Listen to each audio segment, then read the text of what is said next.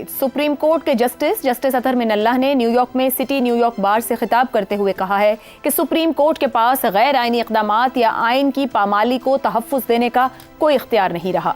अगर जजेस ऐसा करते हैं तो ये उनके ज़ाब्ता अखलाक की खिलाफ वर्जी है। उनकी ख्वाहिश है जब भी मार्शल लॉ का ख़तरा हो अदालतें खुली हों।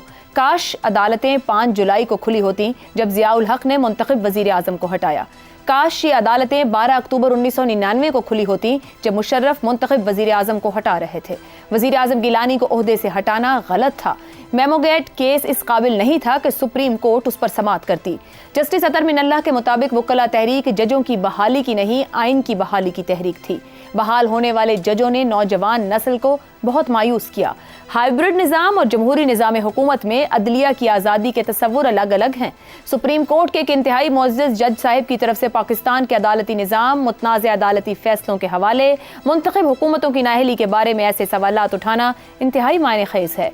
जस्टिस अतर मिनल्लाह खुद वुक्कला तहरीक में बहुत ज़्यादा मुतहर्रिक रहे और अब वो तस्लीम कर रहे हैं कि वुक्कला तहरीक के बाद बहुत कुछ ऐसा हुआ जो वुक्कला तहरीक के उसूलों के मनाफी था। जस्टिस अतर मिनल्लाह की बातों से यह हम सवालात भी जन्म लेते हैं कि गैर आइनी इक़दामात को तहफ़्फ़ुज़ देकर जजेस क्यों ज़ाब्ते अखलाक की खिलाफ वर्जी करते रहे, मुंतखब हुकूमतों को नाअहल करार क्यों दिया जाता रहा, और सबसे अहम, क्या वाकई अगर अदालतें खुली होती तो 5 जुलाई और 12 अक्टूबर आइनी एतबार से हमारी सियासी तारीख के स्याह अय्याम ना होते।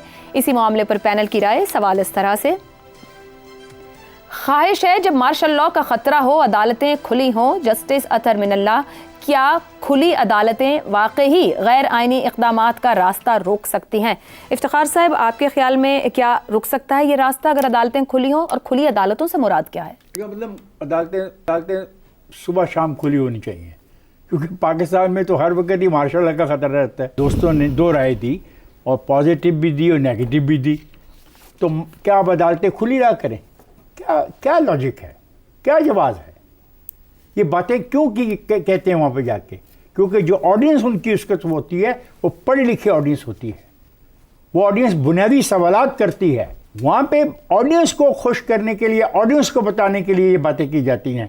काश ये पाकिस्तान की आवाम को भी वैसी ऑडियंस समझे। नहीं, अगर खुली अदालतों में भी जस्टिस मुनीर, मौलवी मुश्ताक, जस्टिस अनवार जैसे लोग हों, जस्टिस बददयाल, तो फिर क्या? फिर वो अदालतें डिलीवर करेंगी? नो, मैं यही तो कहने लगा हूँ। आप बात समझने नहीं चाह रहे। ये वहाँ पे सफाई पेश कर रहे हैं, ठीक हो गया। वहाँ पे ये कह रहे हैं कि जनाब नहीं, हम हाजिर हैं और अदालतें तो खुली रहनी चाहिए। ये कह रहे हैं खुली रहनी चाहिए और मानते हैं कि जो माजी में हुआ अदालतों ने सब गलत किया, और यही हम कहते हैं। सैगम साहब, मुंतखब वज़ीर आज़म की नाअहली की बात हो तो पाकिस्तान में पहले चीफ जस्टिस अब्दुल रशीद की आईनी और कानूनी रिवायात पर चलने वाले जो जजेस हैं, जस्टिस मुनीर की जो रिवायात हैं, गैर आइनी रिवायात, उनके मुकाबले में वो वाले जजेस पसपा क्यों हो जाते हैं और इस तरफ मामला बढ़ जाता है? देखिए पहले तो मैं आयशा ये अर्ज करना चाहूँगा आपके सवाल का जवाब देने से पहले कि यहाँ पे खुली अदालत का लफ्ज़ जस्टिस अतर मिनल्लाह ने अलामती तौर पर इस्तेमाल किया है। अदालत हर वक्त खुली होती है। आला अदालत 24 घंटे खुली होती है, क्योंकि जज को अदालत की ज़रूरत नहीं होती। आला अदालत का जज, हाई कोर्ट, सुप्रीम कोर्ट का जज जहाँ मौजूद होता है वो वहीं आला अदालत होता है।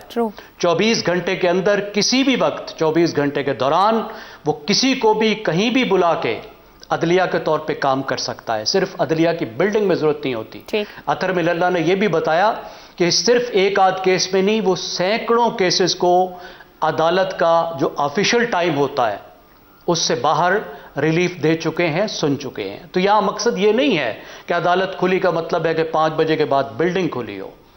अदालत खुली होने का वही मतलब है जो उन्होंने बयान किया है कि अदालतें मुख्तलिफ तरह की हों, अदालतों के जहन खुले हों, अदालतें अवाम के लिए खुली हों, अदालतें किसी और के लिए खुली और अवाम के लिए बंद ना हों, अदालतें आइन के लिए खुली हों, डिक्टेटर्स के लिए ना खुली हों। तो मेरे ख्याल है उन्होंने बहुत क्लियर मैसेज दिया है। अब आपकी बात आपने बिल्कुल ठीक कहा।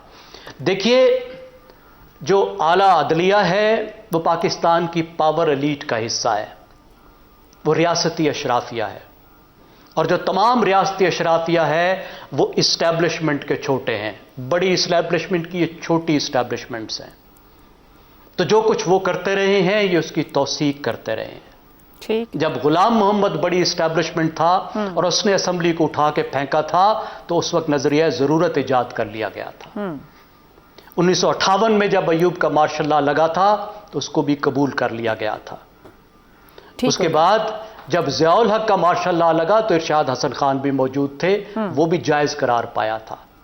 مشرف کا مارشل لا بھی جائز قرار پایا تھا اور اس کو یہ بھی حق دے دیا گیا تھا کہ آئین میں جو چاہے وہ تبدیلی کر لے. ٹھیک ہو گیا. وہ حق جو خود سپریم کورٹ کو حاصل نہیں ہے. آئین میں تبدیلی صرف عوام کے منتخب نمائندے اپنے دونوں ہاؤسز میں 2/3 اکثریت سے کر سکتے ہیں.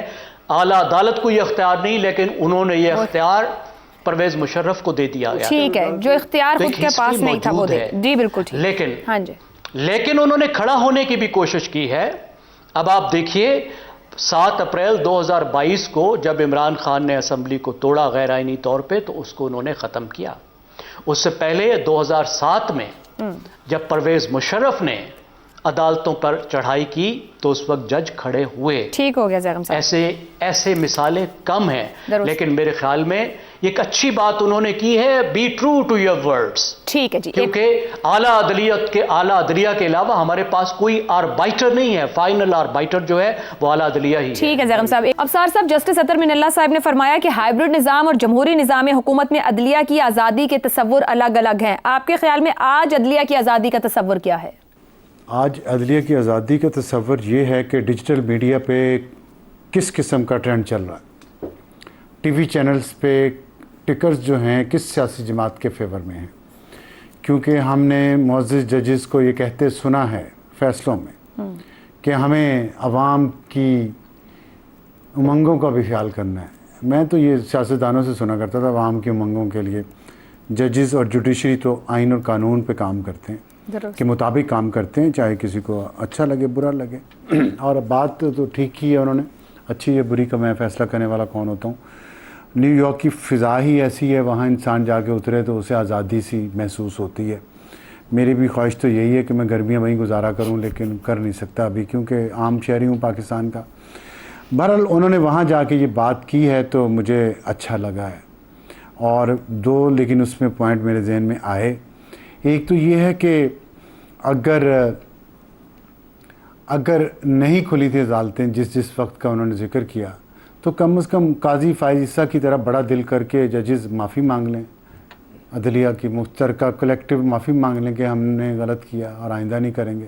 آئندہ سوشل میڈیا دیکھ کے, ڈیجیٹل میڈیا دیکھ کے, ٹی وی چینل دیکھ کے, کسی کی کال سن کے ہم فیصلے نہیں کریں گے, بلکہ اپنے ضمیر بھی نہیں بلکہ آئین اور قانون کے مطابق کریں گے. اور دوسری بات, بہت اچھی بات ہے کہ عدالتیں کھلنی چاہیے, لیکن اگر فرض کریں عدالتیں نہیں کھل سکتی کسی ڈکٹیٹر کے آنے پہ تو اس کی وزارت کا حلف بھی نہیں اٹھانا چاہیے. ٹھیک, بس یہ کیا درست ہو گیا. شہزاد صاحب, جسٹس اطہر من اللہ نے تلخ تاریخ جو ہماری ہے اس کے حقائق تو بیان کر دیے. آپ کی رائے میں اب کی بار کسی بھی غیر آئینی اقدام کو توثیق نہیں ملے گی عدالت سے؟ خدا نہ خواستہ ایسا کچھ.